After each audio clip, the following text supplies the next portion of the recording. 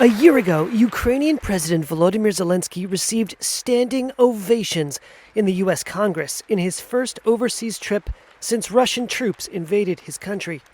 Ukraine is alive and kicking. He was seen as a fierce defender of an underdog nation that had stopped Moscow's mighty army at the gates of Kiev. And Congress approved more than $110 billion in military aid. President Zelensky, But a year later, Zelensky is back in Washington, and he's running into a wall of partisan gridlock. Instead of addressing joint sessions of Congress, he met behind closed doors with lawmakers on Tuesday.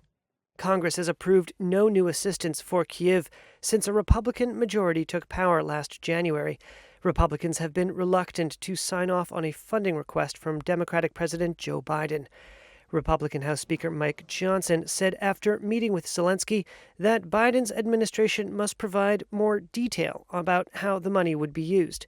What the Biden administration seems to be asking for is billions of additional dollars with no appropriate oversight, no clear strategy to win, and none of the answers that I think the American people are owed. Meanwhile, the clock is ticking down.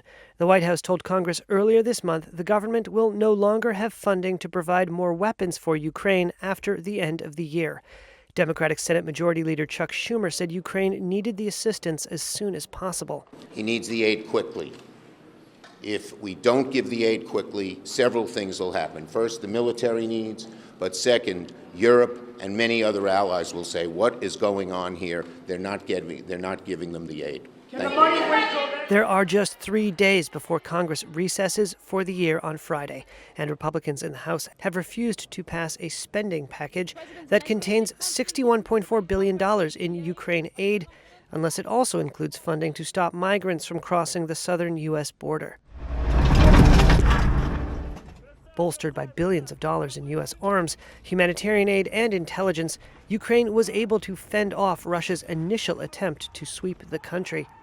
But Kyiv failed to break through Russian defensive lines in a major counteroffensive push this year, and Russia is now on the offensive in the east.